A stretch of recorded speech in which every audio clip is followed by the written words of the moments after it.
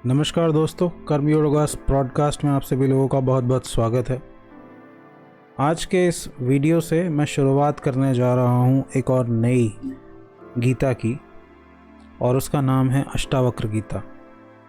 गीता बहुत सारी बताई जाती हैं, करीबन 25 के आसपास गीता जो हैं वो बताई जाती हैं अलग अलग टाइप की, जिसमें से श्रीमद् भगवद गीता जो है वो सबसे ज़्यादा फेमस है। जो कॉमन पीपल हैं उनके बीच में जो सबसे ज़्यादा फेमस है वो है श्रीमद् भगवद गीता। बट उसके अलावा और भी काफ़ी सारी गीता हैं जो फेमस हैं, लाइक अष्टावक्र गीता फेमस तो नहीं है बट हैं, पर इन्हें पढ़ा उतना नहीं जाता, क्योंकि इसमें सीधा सीधा, जैसे अष्टावक्र गीता का अगर मैं एग्जांपल दूं तो इसमें सीधा सीधा जो अष्टावक्र हैं और राजा जनक के बीच में जो चर्चा हुई है वो सीधा सीधा सत्य को लेकर हुई है, और इसकी शुरुआत ही राजा जनक के 3 सवालों से होती है। पर अष्टावक्र गीता है या भृगु गीता है या इसके अलावा और भी गीता हैं, आप इंटरनेट पर जाकर सर्च कर सकते हैं, आपको और बहुत सारी गीता यहाँ पर मिल जाएंगी। बट मेरा यहाँ पर इस सीरीज़ को स्टार्ट करने का जो एम है वो ये है कि हम अष्टावक्र गीता को पढ़ें और इसे समझें। इन सभी, आप ये भी पूछ सकते हैं कि अगर इतनी सारी गीता हैं तो हमें उनके बारे में सुनने को क्यों नहीं मिलता, या फिर हमें उनके बारे में पढ़ने को क्यों नहीं मिलता। तो उसका रीज़न ये है कि श्रीमद् भगवद गीता सबसे ज़्यादा बिकती है। पब्लिशर्स किताब छापते हैं और किताब छापने में खर्चा आता है, और अगर उन्हें लोग पढ़ेंगे ही नहीं तो पब्लिशर्स को नुकसान होगा, क्योंकि ये सीधा सीधा एक बिज़नेस है। तो अगर आप चाहते हैं कि जितनी भी गीता हैं, जितनी भी सनातन धर्म से रिलेटेड ग्रंथ हैं वो छपें, ज़्यादा से ज़्यादा छपें और ज़्यादा से ज़्यादा प्रचलित हों, तो उन्हें पढ़िए। सीधा सा उसका तरीका ये है कि डिमांड एंड सप्लाई। जब डिमांड बढ़ेगी तो सप्लाई भी बढ़ेगी, क्योंकि अभी डिमांड नहीं है तो इसलिए सप्लाई भी नहीं है। सबसे ज़्यादा गीता भी इसलिए है क्योंकि सबसे ज़्यादा या तो गीता प्रेस या फिर इस्कॉन वालों ने जैसा भी प्रचार किया हो, लेकिन एक श्रेय जो इस्कॉन वालों को ज़रूर जाता है वो ये है कि उन्होंने गीता को घर घर में पहुंचाने का काम किया है, न सिर्फ भारत में बल्कि भारत के बाहर भी। और ये श्रेय कम से कम उनसे कोई और नहीं छीन सकता। अगर इस्कॉन मूवमेंट स्टार्ट ना हुआ होता तो शायद लोग भगवद गीता भी नहीं पढ़ते, ये हमें मानना पड़ेगा। सो खैर, मैं यहाँ पर जो अष्टावक्र गीता का सार है उसके साथ मैं शुरुआत करूँगा। और अष्टावक्र गीता जो है वो राजा जनक के 3 सवालों से शुरू होती है, और उसके बाद सिर्फ राजा जनक बहुत कम मौके पर ऐसा होता है कि बोलते हैं, ज़्यादातर वो सुन रहे हैं। ऑन दी अदर हैंड, अगर आप भगवद गीता में जाएं, श्रीमद् भगवद गीता में जाएं, तो वहाँ पर जो अर्जुन है वो लड़ना नहीं चाहता था, वो भाग जाना चाहता था बैटलफील्ड को छोड़कर। कृष्ण उसे ज़बरदस्ती रोकते हैं और ज़बरदस्ती उसे समझाते हैं, और क्योंकि वो समझने को तैयार नहीं होता इसलिए बहुत सारे सवाल पूछता है, अलग अलग एंगल से सवाल पूछता है। और जब कृष्ण देख लेते हैं कि ये आदमी किसी भी तरीके से मानने के लिए तैयार नहीं है, समझ नहीं रहा है, बस सवाल पे सवाल छोड़े जा रहा है। सवाल पूछना बुरा नहीं है, लेकिन आप किस नीयत से सवाल पूछ रहे हैं। और अगर आप बहुत ज़्यादा सवाल पूछते हैं तो इसका मतलब ये है कि आप सवालों में इंटरेस्टेड हैं, आप सवाल समझने में इंटरेस्टेड नहीं है। वरना अगर आप एक बार में आप सही सवाल पूछ लेते हैं तो उसके बाद आपका काम है सिर्फ चुप होकर उसका जवाब सुनना गुरु के द्वारा। तो अष्टावक्र ने सीधा, राजा जनक ने, माफ़ कीजिएगा, अष्टावक्र ने नहीं बट राजा जनक ने सीधा सवाल पूछा है आकर, और उसके बाद वो चुप हो गए हैं, क्योंकि उनके मन में कोई कन्फ्यूजन नहीं है। उन्हें इन्हीं 3 सवालों के जवाब चाहिए। मैं अभी रखूँगा ये 3 प्रश्न आपके सामने, और उसके बाद सिर्फ राजा जनक जो हैं वो मन शांत करके बैठ जाते हैं, और उनके गुरु जो हैं वो जो भी उन्हें उत्तर देते हैं वो सिर्फ उन्हें सुनते जाते हैं। और यही अष्टावक्र गीता की खास बात है कि यहाँ पर आपको ज्ञान प्राप्ति के लिए, सत्य की प्राप्ति के लिए कुछ करना नहीं है। अष्टावक्र किसी विधि के पक्ष में नहीं है। वो कहते हैं कि विधि, आदमी का जो समय वेस्ट होता है वो मन की उलझनों को, क्योंकि आदमी का मन जो है वो उलझा हुआ है, तो आदमी का जो टाइम वेस्ट होता है वो मन की उलझनों को सुलझाने में, मन की गंदगी को साफ़ करने में होता है।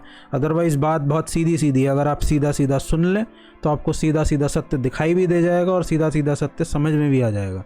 लेकिन इतना समय सिर्फ इसलिए लग रहा है क्योंकि आदमी का मन उलझा हुआ है और गंदगी से भरा है, यानी प्री कंसीव्ड नोशंस हैं। आपने पहले से ही किसी आइडियोलॉजीज़ को पकड़ा हुआ है, किसी जो प्रेजुडिस जिनको बोलते हैं, प्रेजुडिस, मेरी ज़बान भी लड़खड़ा रही है इस शब्द को बोलते हुए, जो प्रेजुडिस होते हैं उनको पकड़ा हुआ है। आप ऑर्थोडॉक्स टाइप के भी हो सकते हैं, तो इस वजह से आप मुक्ति तक नहीं पहुंच पा रहे हैं, आत्मा तक या सत्य तक नहीं पहुंच पा रहे हैं। तो इसका जो सार है वो कुछ इस प्रकार है कि अष्टावक्र गीता का प्रारंभ मुमुक्षु जनक द्वारा पूछे गए 3 प्रश्नों से होता है। मुमुक्षु कहते हैं उस इंसान को जिसके अंदर ज्ञान प्राप्ति की इच्छा है, जो जीवन से अब ऊब चुका है, जीवन बहुत जी लिया और अब वो मुक्ति की तरफ जाना चाहता है, सत्य की तरफ जाना चाहता है। ऐसे इंसान को कहते हैं मुमुक्षु, जिसमें मोक्ष प्राप्त करने की इच्छा है। तो वो 3 सवाल क्या हैं? वो 3 सवाल ये हैं कि ज्ञान कैसे प्राप्त होता है, मुक्ति कैसे प्राप्त होती है और वैराग्य कैसे प्राप्त होता है। या ऐसे भी कह सकते हैं कि ज्ञान क्या है, मुक्ति क्या है और वैराग्य क्या है। तो आगे चलते हैं। संपूर्ण आध्यात्म का सार इन 3 प्रश्नों में समाहित है। आध्यात्मिक उपलब्धि में वैराग्य का होना पहली शर्त है। इससे होता है आत्मज्ञान एवं आत्मज्ञान से मुक्ति होती है। ये ऐसा लिंक है। पहली शर्त क्या है कि पहले वैराग्य होना चाहिए। अब वैराग्य का मतलब लोग समझते हैं कि सब कुछ छोड़ छाड़ के चले जाना पड़ेगा। शायद सब कुछ छोड़ छाड़ के नहीं जाना। वैराग्य का मतलब है मन की एक ऐसी अवस्था जिसमें मन ना तो किसी की तरफ खिंचता है ना उससे दूर भागता है। एक तटस्थ स्थिति जो होती है मन की, अनबाइज्ड स्टेट जो होती है माइंड की, जब वो अच्छा हो रहा है या बुरा हो रहा है वो दोनों को ऑब्जर्व करने के लिए तैयार है, बिना किसी लेबलिंग के। ना वो उसे बुरा कहता है ना वो उसे अच्छा कहता है, वो बस देख रहा है। एक उदासीनता की स्थिति, हर चीज़ के प्रति एक उदासीनता की स्थिति जो है उसको कहते हैं वैराग्य। तब आदमी, या इसे इस तरीके से भी कह सकते हैं कि किसी भी चीज़ को सीधा सीधा देखना बिना किसी प्री कंसीव्ड नोशन के, उसको कहते हैं वैराग्य। तो ये पहली कंडीशन है। आध्यात्मिक उपलब्धि में वैराग्य का होना पहली शर्त है। इससे होता है आत्मज्ञान और आत्मज्ञान से होती है मुक्ति। ये ऑर्डर है, पहले वैराग्य चाहिए, उसके बाद आत्मज्ञान होगा। वैराग्य होगा तो वैराग्य मदद करेगा आपको आत्मज्ञान तक पहुंचने में, और आत्मज्ञान जब हो जाएगा आपको तो आप मुक्त हो जाएंगे, आपको मुक्ति प्राप्त हो जाएगी। जो जीव की सर्वोपरि स्थिति है। जनक के 3 प्रश्नों का समाधान अष्टावक्र जी ने 3 वाक्यों में ही कर दिया है। वैसे तो अगर इस जो अष्टावक्र गीता है उसमें कुछ 300 से ज़्यादा, 350 के आसपास श्लोक बताए जाते हैं, काफ़ी बड़ी है ये। लेकिन अगर आप होल एंड सोल देखें तो शुरुआत के जो तीन श्लोक हैं उसी में ये ख़त्म हो जाती है, क्योंकि सारा सार उन्हीं के अंदर निहित है। अगर आप शुरुआत के जो 3 उत्तर हैं अष्टावक्र के, अगर आप उन्हें समझ लेंगे तो उतने में काम हो जाएगा। लेकिन उसे समझने के लिए पहले आपकी बुद्धि उतनी प्रखर होनी चाहिए, आपका मन उतना शांत होना चाहिए, आपके मन में विचार ना उठते हो इधर उधर के। आपका एक शांत मन वाला व्यक्ति चाहिए जो समर्पण कर सके, जो सिर्फ सुनने को तैयार हो। अष्टावक्र और कुछ नहीं चाहते आपसे। अष्टावक्र बस इतना कहते हैं कि आप शांत मन से सुन लो। शांत मन से सुन लोगे तो काम हो जाएगा। आप, जब मैं बोल रहा हूं तो आपके मन के अंदर कोई विचार ना उठे, सिर्फ आप सुन लें। अगर आपने सीधा सीधा सुन लिया तो सीधा सीधा काम हो जाएगा। ओके, तो आगे चलते हैं। जनक के तीनों प्रश्नों का समाधान अष्टावक्र जी ने 3 वाक्यों में कर दिया है। एवं उपदेश सुनते सुनते ही जनक को वहीं आत्म अनुभूति हो गई। उनको कहीं जाना नहीं पड़ा, कोई साधना नहीं करनी पड़ी, कोई ध्यान नहीं करना पड़ा, कोई योग नहीं करना पड़ा, कुछ नहीं करना पड़ा। सिर्फ अष्टावक्र और जनक के बीच का डायलॉग है, और डायलॉग करते करते ही, बातचीत करते करते ही, सुनते सुनते ही उन्हें आत्मज्ञान की प्राप्ति हो गई। कैसा अनूठा दृष्टांत रहा होगा। वह जनक की कितनी पात्रता रही होगी। यानी पात्रता का मतलब होता है ग्रहण करने की क्षमता, रिसेप्टिविटी। रिसेप्टिविटी कब बढ़ती है इंसान की? जब उसका मन शांत होता है, जब उसके मन में थॉट ज़ीरो हो जाते हैं। वो बेस्ट स्टेट मानी जाती है जब आदमी के मन में कोई भी थॉट नहीं उठ रहा होता। ज़ीरो थॉट की जो स्टेट होती है, क्योंकि उसमें आदमी बेस्ट रिसेप्टिव होता है। आप उसे जो भी समझाएंगे वो फटाक से समझ जाएगा, जो भी सिखाने की कोशिश करेंगे फटाक से सीख जाएगा। तो कैसा अनूठा दृष्टांत रहा होगा। वह जनक की कितनी पात्रता रही होगी, इसका अंदाज़ा इसी से लगाया जा सकता है। सत्य पर इतना शुद्धतम वक्तव्य आज तक कोई नहीं दे पाया। यदि इसे आध्यात्म से निकाल दिया जाए तो आत्मज्ञानी को उस पूर्ण की उपलब्धि पर कैसे अनुभव होता है, यह जानना ही कठिन हो जाएगा। वेद, पुराण, उपनिषद भी इसके सामने फीके नजर आते हैं। श्रीमद् भागवत गीता का पात्र अर्जुन विभिन्न प्रकार की मानसिक समस्याओं में उलझा है। उसकी न ज्ञान प्राप्ति की कोई इच्छा है। अर्जुन कोई ज्ञान थोड़ी प्राप्त करना चाहता था, वो तो युद्ध भूमि छोड़ के भाग जाना चाहता था, पूरी तरीके से हॉपलेस हो गया था। उसकी न ज्ञान प्राप्ति की इच्छा है, ना उसमें कर्तव्य बोध है। वह क्षत्रिय है, युद्ध में खड़ा है, आताताइयों की चुनौतियां उसके सामने हैं, किंतु वह अपने कर्तव्य कर्म से भागना चाहता है। झूठी तर्क संगति देता है, कभी पाप पुण्य की, कभी स्वर्ग नरक की, कभी सन्यास की बातें करता है, किंतु ना उसमें कर्तव्य बोध है, ना गुरु के प्रति निष्ठा है। भगवान कृष्ण उसे सभी प्रकार के आध्यात्मिक पक्षों को समझाते हुए कर्तव्य बोध कराते हैं, किंतु अर्जुन के अधिक प्रज्ञावान ना होने से अर्जुन उतना समझदार नहीं था। बहुत बड़ा धनुर्धर था, क्षत्रियों में, अपने माने हुए क्षत्रियों में उसका नाम था, माने हुए धनुर्धरों में उसका नाम था, लेकिन बहुत ज़्यादा समझदार नहीं था। तो आगे कहते हैं कि किंतु अर्जुन के अधिक प्रज्ञावान ना होने से वह हर समाधान पर नए नए तर्क देता है। कृष्ण उसे सॉल्यूशन बताते हैं, लेकिन वो नए नए सवाल खड़े कर देता है, नए नए अपनी तरफ से तर्क दे देता है, क्योंकि वो लड़ना चाहता नहीं था अंदर से। उसकी ऐसी भ्रमित बुद्धि को देखकर कृष्ण ने जब अपने सारे प्रयत्न निष्फल होते देखे तो वे उसे अपने विराट स्वरूप का दर्शन कराते हैं। जब कृष्ण ने सब कुछ ट्राई कर लिया, हर तरीके से उसको समझा दिया, लेकिन देख रहे हैं कि ये आदमी तर्क दिए चला जा रहा है, सवाल इसके ख़त्म ही नहीं होके दे रहे, तो लास्ट में उन्होंने क्या किया, विराट स्वरूप का अपने दर्शन कराया।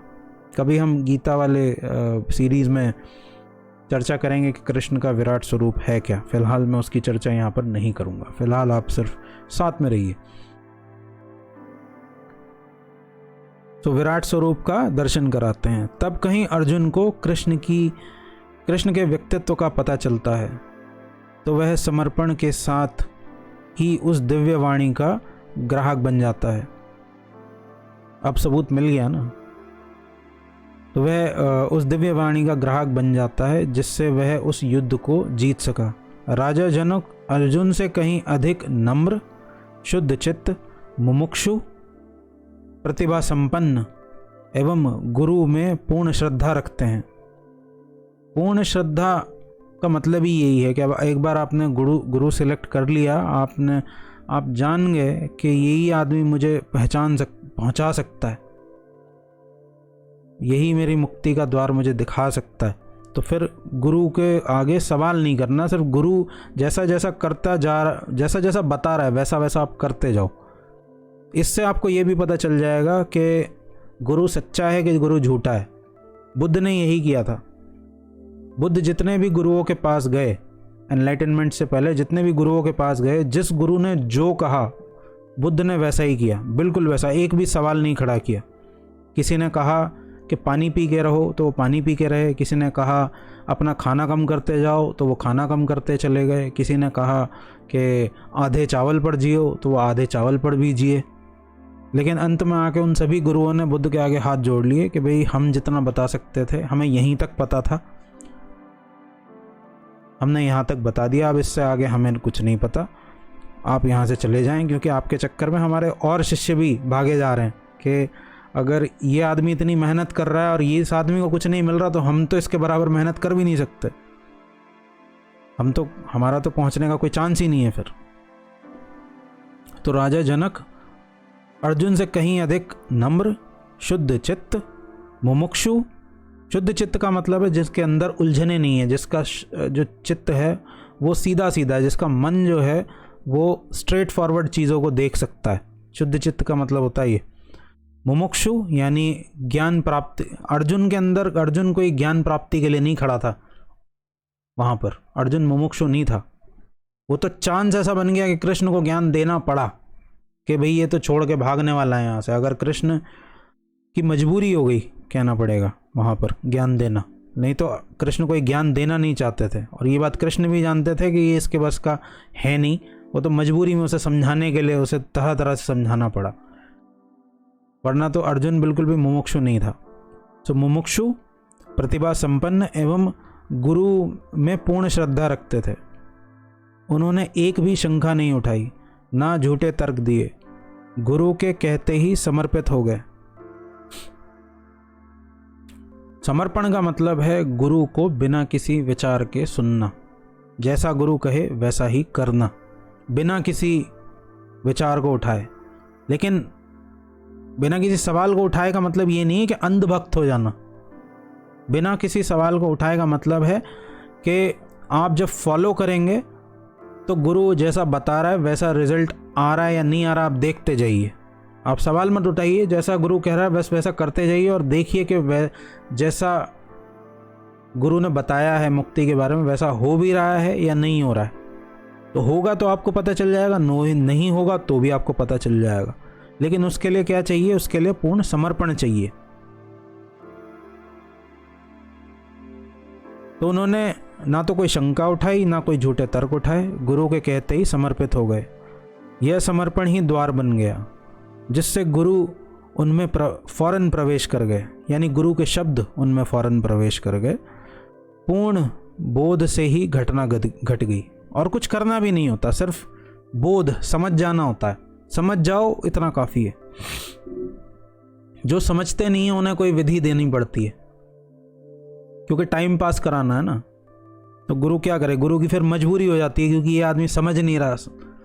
जब आपसे कहा जाता है कि ध्यान करना है तो आप कहते हो किस पे ध्यान करना है, या कोई ध्यान विधि बताइए, तो मजबूरी हो जाती है, क्योंकि ध्यान असल में तो अकर्म है, कुछ करने को नहीं होता उसमें। वो एक अवस्था है, वो आपके मन की एक अवस्था है। जब ध्यान तब होता है जब कोई विचार नहीं रह जाता। लेकिन गुरु की मजबूरी है, जब वो समझता नहीं तो उन्हें फिर एक विधि पकड़ानी पड़ती है कि ठीक है, एक खिलौना दे देते हैं कि ठीक है, जब तक तू बड़ा नहीं हो जाता, अभी तू बच्चा है, तब तक इस खिलौने से खेल, तब तक इस विधि का इस्तेमाल कर, इस विधि से खेल थोड़ा। लेकिन जैसे जैसे आदमी समझदार होने लगता है, बोधपूर्ण होने लगता है, वो विधि अपने आप छूटने लगती है। और अगर विधि आपसे नहीं छूट रही है तो फिर आप बड़े नहीं हो रहे हैं, ध्यान की तरफ आप नहीं बढ़ रहे हैं फिर। तो राजा जनक ने पूर्ण रूप से समर्पण कर दिया और पूर्ण बोध से ही घटना घट गई। आत्मज्ञान में समस्या ज्ञान की नहीं है, उलझे मन की है। मन की सफाई में ही सारा समय लग जाता है। अगर मन आपका साफ है तो फिर आपको बहुत देर नहीं लगेगी। ये जो आपको तैयार करना पड़ता है वो इसी वजह से, क्योंकि आपका जो मन है वो कॉम्प्लिकेटेड है। उसमें अलग अलग तरीके की कॉम्प्लिकेशंस भरी हुई हैं, उनको साफ करने में, आपको स्ट्रेट फॉरवर्ड बनाने में सारी मेहनत लगती है। अदरवाइज काम बहुत बड़ा नहीं है, तो सीधे सीधे हो जाएगा। शुद्ध एवं खाली मन इसकी अनिवार्य शर्त है। शुद्ध मन शुद्ध हो और खाली हो, ये अनिवार्य शर्त है। कोई इसे पूरी कर दे तो गुरु का प्रसाद तत्काल ही उपलब्ध हो जाता है। इसमें एक क्षण का भी विलंब नहीं होता, एक क्षण की भी देरी नहीं लगती। अगर आपका मन शुद्ध है और खाली है, यानी विचारों से खाली है, विचार शांत हैं आपके। राजा जनक जैसी पात्रता होने पर हर जिज्ञासु के साथ ऐसी घटना घट सकती है। अष्टावक्र ने जनक की सभा में कहा, आपको शायद पता हो या ना पता हो, पर मैं बता देता हूँ कि अष्टावक्र जो हैं वो राजा जनक की सभा में गए थे और सब उन्हें देख के हंस रहे थे। तो क्योंकि वो अष्टावक्र का मतलब ये जो 8 जगह से टेढ़ा हो, तो अजीब सी बॉडी थी उनकी, देखने में कोई बहुत अच्छे नहीं दिखते थे, वो बड़े हैंडसम नहीं थे। तो जब सब हंस रहे थे तो उन्होंने ये बात कही थी कि चर्मकार चमड़ी को देखता है, वह ज्ञानी आत्मा को देखता है। चर्मकार का मतलब होता है चमार, जो चमड़े का काम करे, जो चमड़े का काम करे वो चमड़े को देखता है। यानी जो शरीर को देखता है वो बस शरीर की सुंदरता या कुरूपता ही देख सकता है, लेकिन जो असल में ज्ञानी हैं, जो उस ब्रह्म तत्व को जानते हैं, वो उस कुरूप शरीर में बैठी हुई आत्मा को भी देख लेते हैं, उस कुरूप शरीर में विराजमान आत्मा को भी देख लेते हैं। आत्मा को देखने की क्षमता आना ही उसकी पात्रता है। किसकी? ज्ञानी की, जिससे उपलब्धि संभव है। जनक ऐसे ही प्रज्ञावान थे जिनको थोड़े ही प्रयास से आत्मबोध हो गया, ज़्यादा मेहनत नहीं करनी पड़ी, सिर्फ बातचीत से ही काम हो गया। पूर्व जन्म का हवाला भी यहाँ पर दिया गया है कि पूर्व जन्म की पात्रता, कभी बात करेंगे कि पूर्व जन्म के ऊपर, ये पूर्व जन्म का चक्कर क्या है, बट अभी सिर्फ आप इसे ऐसे ही सुन लें। पूर्व जन्म की पात्रता रही होगी तथा इस जन्म की मुमुक्षा, इन दोनों कारणों के उपस्थित होने से ही घटना शीघ्र घट गई। मनुष्य 4 प्रकार के होते हैं: ज्ञानी, मुमुक्षु, अज्ञानी और मूढ़। ज्ञानी वह है जिसे ज्ञान प्राप्त हो चुका है। मुमुक्षु वह है जो ज्ञान प्राप्ति के लिए लालायित है और उसे हर कीमत पर प्राप्त करना चाहता है। अज्ञानी वह जिसे शास्त्रों का ज्ञान है किंतु उपलब्धि के प्रति कोई रुचि नहीं रखता। यानी उसे शास्त्रों का तो पूरा ज्ञान है, उसे किताबें पूरी रटी हुई हैं कि कोई भी आप उससे पूछो, कुछ भी पूछो, तो वो आपको line by line, verse by verse सारे श्लोक गिना सकता है। आपने ऐसे लोग देखे होंगे ना, जो जिनसे आप बात करो तो तुरंत वो कोट कर देते हैं कि फ़लाँ बुक है, उसके फ़लाँ चैप्टर नंबर का फ़लाँ वर्स ये है, लेकिन उन्हें आत्मा का कुछ पता नहीं है, उन्हें आत्मबोध नहीं है, उन्हें ज्ञानी नहीं कहा जा सकता। ज्ञानी अष्टावक्र कहते हैं उसे जिसे आत्मा का ज्ञान है, जैसे शुद्ध चेतना का ज्ञान है। तो अज्ञानी किसे कहते हैं? अज्ञानी वह जिसे शास्त्रों का ज्ञान तो है किंतु उपलब्धि के प्रति कोई रुचि नहीं रखता है। तथा मूढ़ वह है, मूढ़ सबसे आखिर में बोला गया, मूढ़ का मतलब होता है मूर्ख, मूढ़ से ही बना है मूर्ख। मूढ़ वह है जिसे इस आध्यात्म जगत का कुछ भी पता ही नहीं है, न जानना ही चाहता है, ना तो उसे कुछ पता है और ना वो इसे जानने में इंटरेस्टेड है। वह पशुओं की भांति अपनी शारीरिक क्रियाओं को पूर्ण मात्र कर लेता है। बिल्कुल वो जानवरी की तरह है। इस आदमी को, ये जो चौथी स्टेट है वो जानवरों की तरह बताई गई है कि जो मूढ़ की स्टेट है वो उसे एक तो कोई अता पता नहीं है और ना ही वो इसे जानने में इंटरेस्टेड है। ऐसा आदमी पशुओं की भांति है और वो बस अपने शरीरों की क्रियाओं को कर लेता है, शरीर से संबंधित काम वो कर लेता है, यानी खाना पीना, सोना, संपत्ति इकट्ठी करना और बस अंत में मर जाना, बच्चे पैदा करना, अंत में जीवन जी के मर जाना। ऐसे इंसान को मूढ़ कह रहे हैं अष्टावक्र। तो वह पशुओं की भांति अपनी शारीरिक क्रियाओं को पूर्ण मात्र कर लेता है। वह शरीर में ही जीता है। इनमें मूढ़ से अज्ञानी श्रेष्ठ है।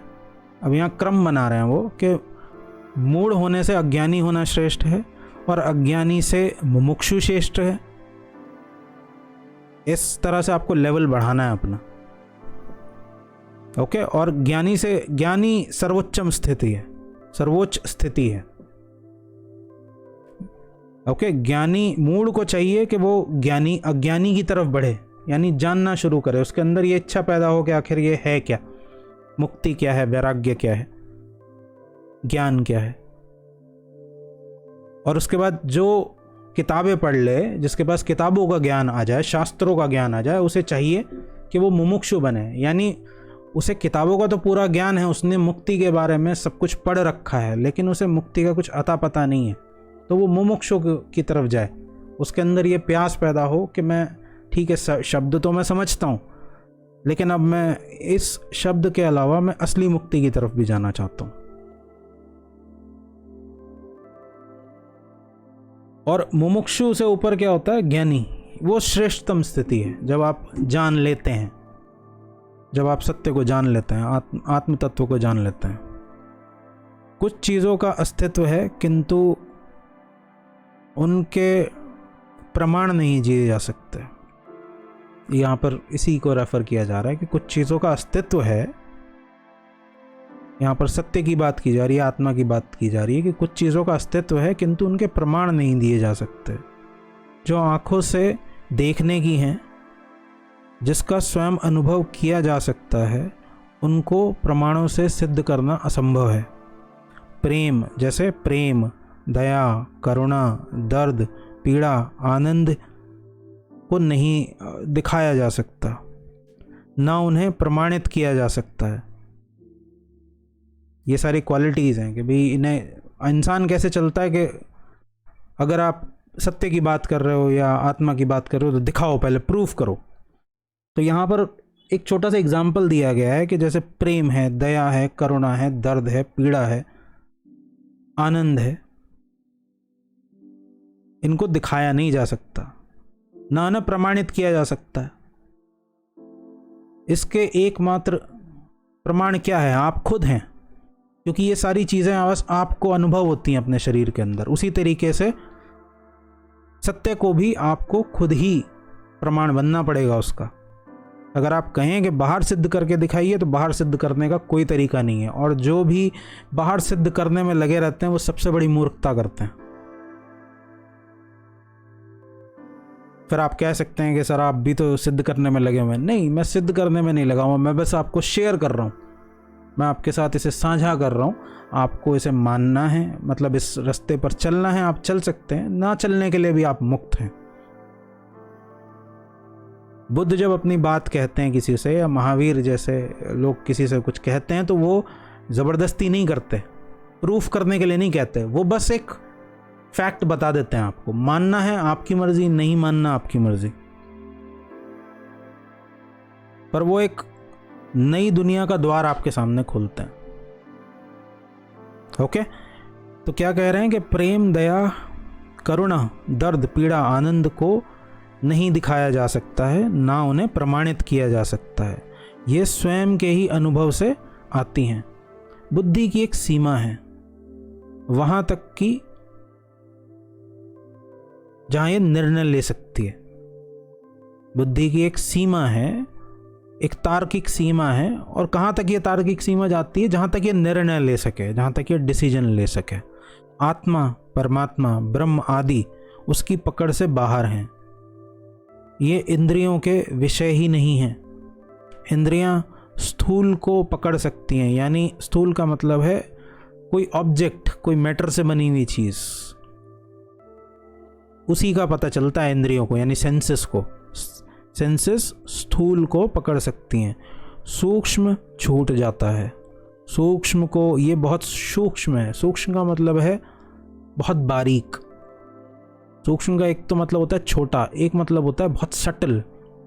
सटल है ये। सूक्ष्म को पकड़ने की विद्या दूसरी है, जिसका उपयोग करने पर सूक्ष्म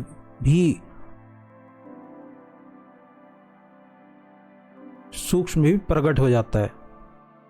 यह विद्या ध्यान व समाधि की है, जिसमें व्यक्ति स्थूल जगत के पार सूक्ष्म के भी दर्शन कर सकता है, उसका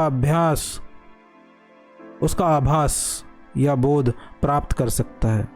स्थूल सूक्ष्म को भी पकड़ लेता है, स्थूल सूक्ष्म को भी पकड़ लेता है। आध्यात्म इसी सूक्ष्म को पकड़ने का विज्ञान है। अध्यात्म इसी सूक्ष्म को पकड़ने का विज्ञान है।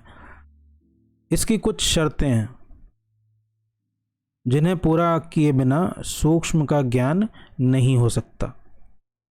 आत्मज्ञान के लिए निर्विकार चित्त, पतंजलि योग सूत्र में बात की जाती है ना चित्त वृत्ति की, चित्त की वृत्तियों की, यानी चित्त की जो उलझने हैं, जो कॉम्प्लेक्सेस हैं, उनको हटाने की। तो निर्विकार चित्त चाहिए, वह साक्षी भाव चाहिए। साक्षी भाव वैराग्य से ही आता है, जब आप विटनेस होकर देख सकें। महर्षि पतंजलि ने कहा है,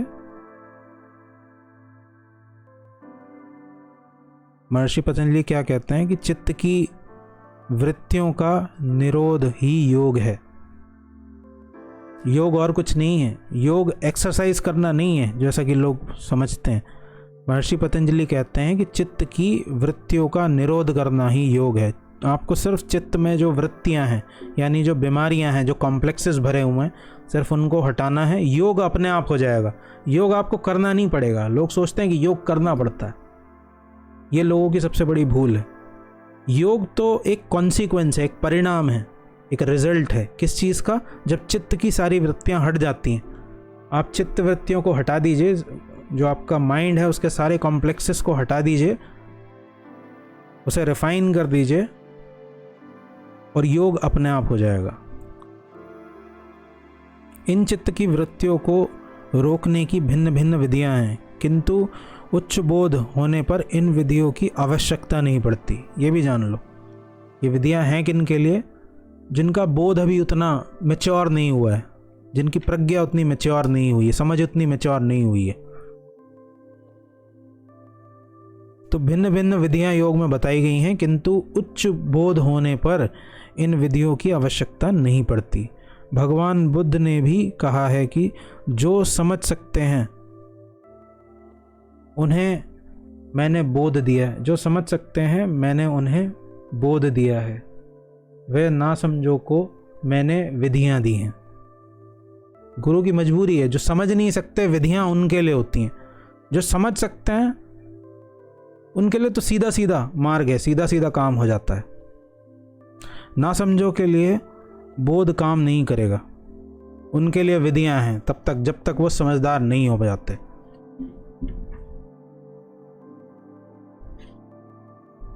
तो ना समझो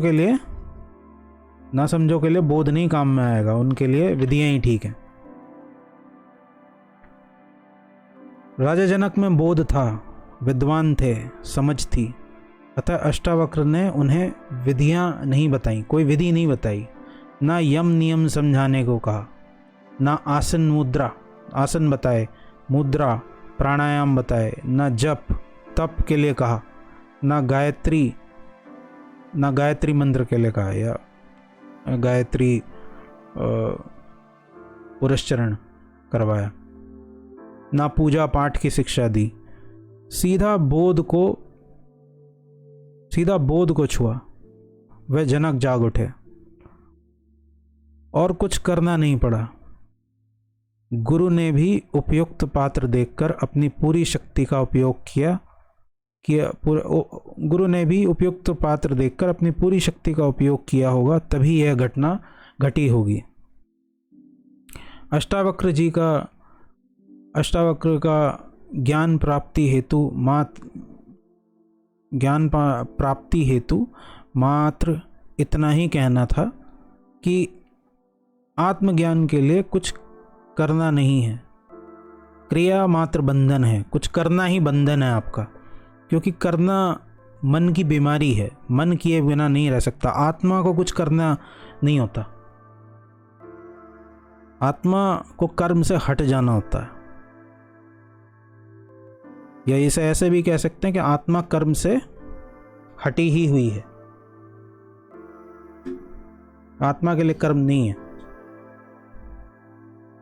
क्रिया के साथ तो फल की आकांक्षा सदा लगी रहेगी। जब आप क्रिया करोगे तो फल की आकांक्षा सदा लगी रहेगी, इसे हटाने का कोई भी उपाय नहीं है। इसीलिए कृष्ण गीता में कर्म योग की बात करते हैं।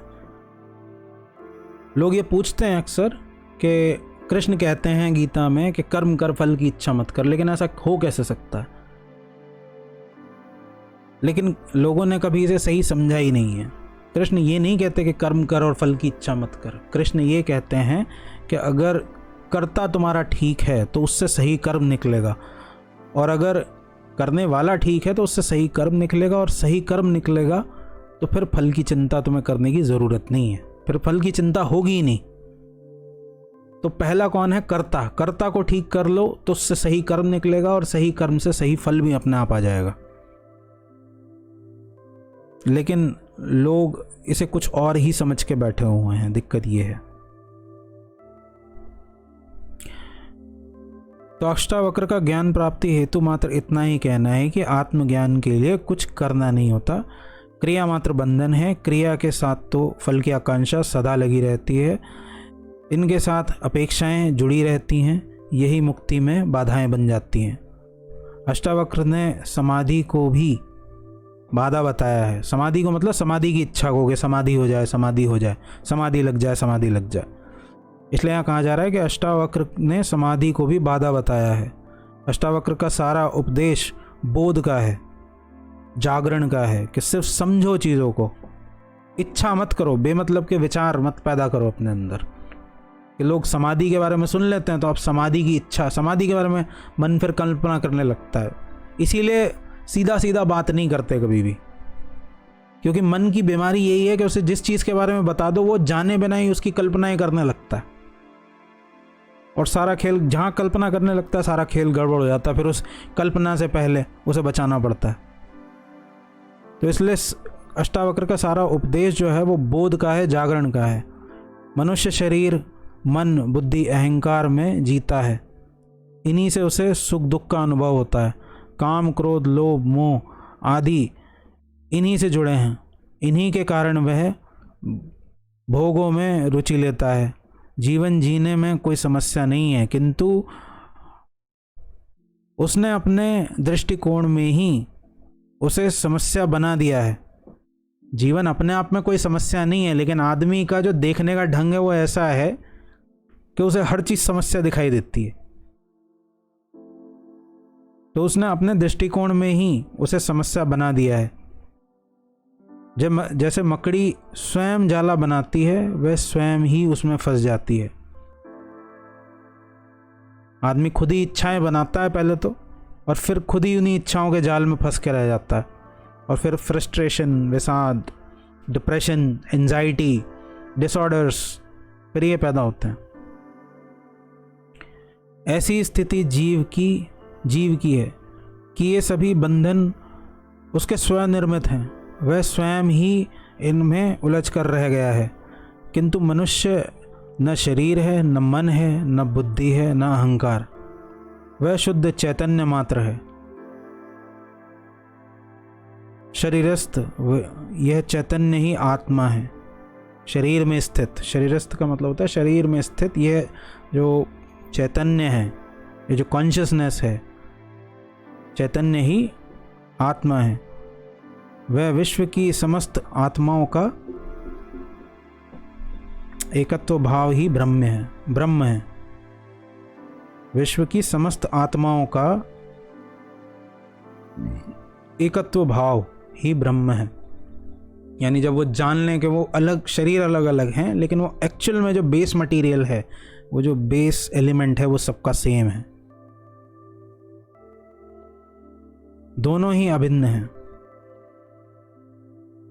यह चेतना न करता है, न भोगता है, न इसका बंधन है, न मोक्ष। इसलिए कई बार आपको यह भी सुनने के लिए मिलेगा कि मोक्ष की सबसे बड़ी बाधा है।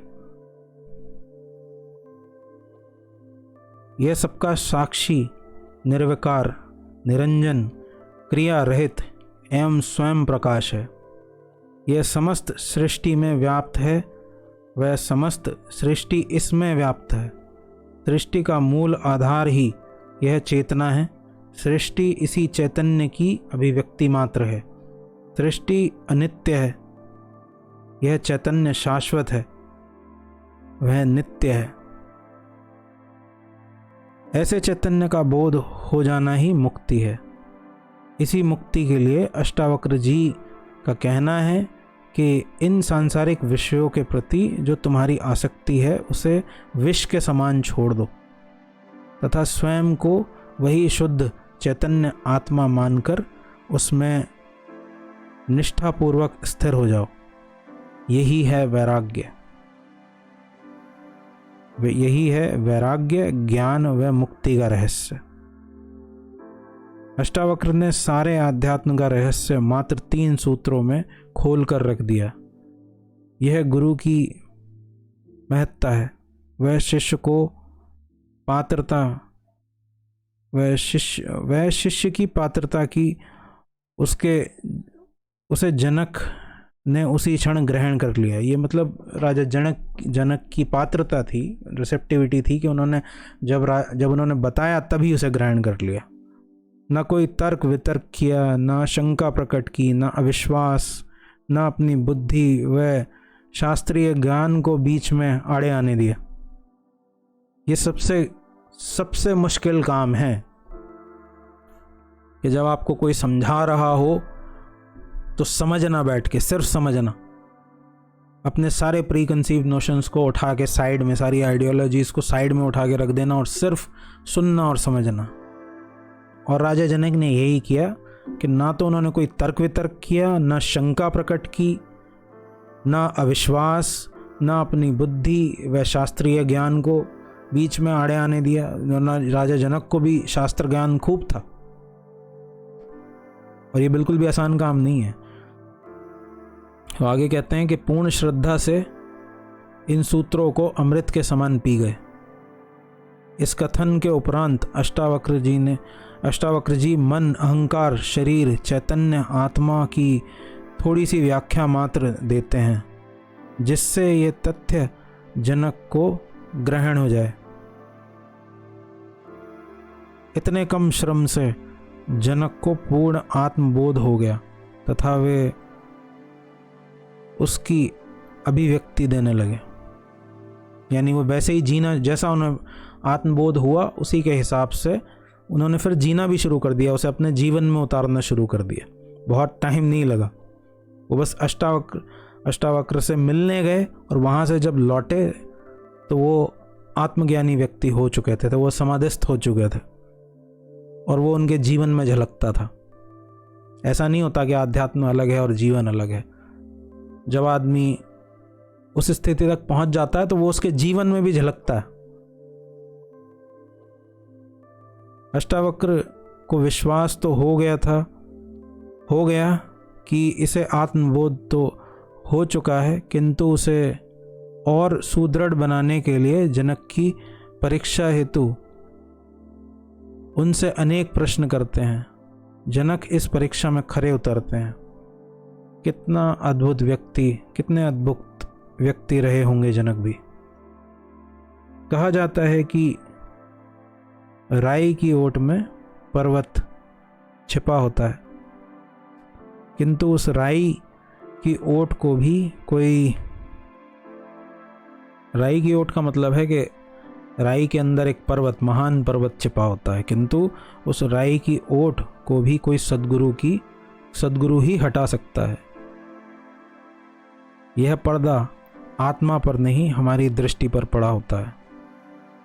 आत्मा तो निर्वस्त्र है, प्रत्यक्ष है, सामने है, देखने की क्षमता मात्र आनी चाहिए। सद्गुरु दृष्टि या बोध देकर उस पर्दे को हटा भर देता है। शिष्य के ज्ञान के लिए गुरु की उपस्थिति मात्र पर्याप्त है, जिससे घटना घट जाती है। कबीर, मीरा, विवेकानंद, भर्तृहरि आदि अनेकों उदाहरण हैं जो यह प्रमाणित करते हैं कि आत्मज्ञान में गुरु की क्या अनिवार्यता है। इसलिए आध्यात्मिक उपलब्धि में गुरु का महत्व सर्वोपरि है। गुरु ईश्वर का ही प्रतीक होता है।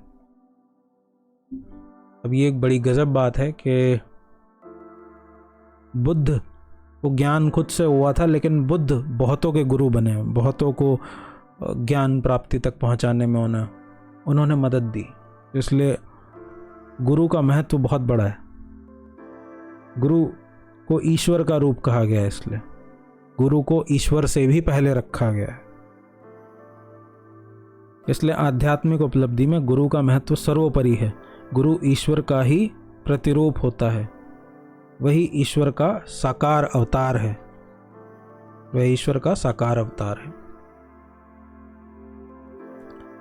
ईश्वर भी गुरु के माध्यम से ही सहायता कर पाता है, क्योंकि निराकार ब्रह्म है। वो अपनी अभिव्यक्ति गुरु के द्वारा ही करता है। ज्ञान के अभिलाषी को गुरु ही मार्ग दिखाता है। किंतु उपलब्धि स्वयं की पात्रता के बिना नहीं होती। गुरु अकेला कुछ नहीं कर सकता जब तक शिष्य में वो काबिलियत ना हो, शिष्य में वो प्रतिभा ना हो कि वो गुरु की कही हुई बात को समझ सके। इसलिए जितना दायित्व इसमें, जितनी रिस्पॉन्सिबिलिटी गुरु की है, उससे कहीं ज़्यादा रिस्पॉन्सिबिलिटी शिष्य की है। गुरु भी समय वेस्ट नहीं करना चाहता, वो तो जल्दी से जल्दी बात को समझा देना चाहता है, जल्दी से जल्दी पहुंचा देना चाहता है। लेकिन शिष्य अपने कॉम्प्लेक्सेस में फंसा होता है, अपने ही माइंड में फंसा होता है, तो एक एक करके उसे उन्हें हटाना पड़ता है। इसमें गुरु का समय बर्बाद होता है। गुरु इस समय को बर्बाद करना चाहता नहीं है, लेकिन ये भी ज़रूरी है, मजबूरी है। ये ज़रूरी भी क्या है, ये मजबूरी है बेसिकली। इसलिए उपलब्धि स्वयं की पात्रता के बिना नहीं होती। शिष्य की पात्रता के लिए आवश्यक है उसकी प्रज्ञा, श्रद्धा, समर्पण का भाव। योग वशिष्ठ में कहा गया है शिष्य की विशुद्ध प्रज्ञा ही तत्व साक्षात्कार का कारण है। महर्षि विश्वामित्र ने भी कहा है, गुरु वाक्य से जो तत्व ज्ञान प्राप्त होता है उसका कारण शिष्य की प्रज्ञा ही है। ऐसी प्रज्ञा अनेक जन्मों के सत्कर्मों के फलों से प्राप्त होती है। यहाँ पर जो हमारी अष्टावक्र गीता थी, उसका जो इंट्रोडक्शन है या गीता का जो सार है कि ये इस अष्टावक्र गीता का जो सार है कि ये किस वजह से शुरू हुई है, वो यहाँ पर ख़त्म होता है। अब इसके बाद जब नेक्स्ट एपिसोड में हम मिलेंगे, नेक्स्ट पॉडकास्ट में जब हम मिलेंगे, तब हम अपने पहले प्रसंग को शुरू करेंगे। इसमें टोटल 20 प्रसंग हैं और 20 प्रसंगों के अंदर, जैसे यहाँ पर चैप्टर बोले जाते हैं, तो चैप्टर नहीं है, यहाँ पर प्रसंग है, और प्रसंग जो हैं वो 20 हैं, जिसमें एक एक करके राजा जनक सवाल पूछते जाते हैं और जो उनके गुरु हैं अष्टावक्र, वो इनके जवाब देते जाते हैं। और राजा जनक कम ही बोलते हैं, उन्होंने 3 बेसिक क्वेश्चन पूछे थे। ज़्यादा फिर इसके अंदर जो बोलते हैं वो अष्टावक्र ही बोलते हैं, क्योंकि जनक इस काम को जल्दी से जल्दी ख़त्म कर देना चाहते हैं, तो वो बस बैठ के शांत मन से, खामोश मन से बैठ के सिर्फ सुनते हैं, और सुनने से ही अंत में काम हो जाता है। ओके, तो मैं अब उम्मीद करता हूँ कि आप लोगों को ये जो इंट्रोडक्शन है वो पसंद आया होगा, और अब इस वीडियो को यहीं पर एंड करते हैं। मैं मिलूँगा आप लोगों से अगले वीडियो के अंदर। तब तक के लिए thank you so much for watching and I will see you next time. Bye bye.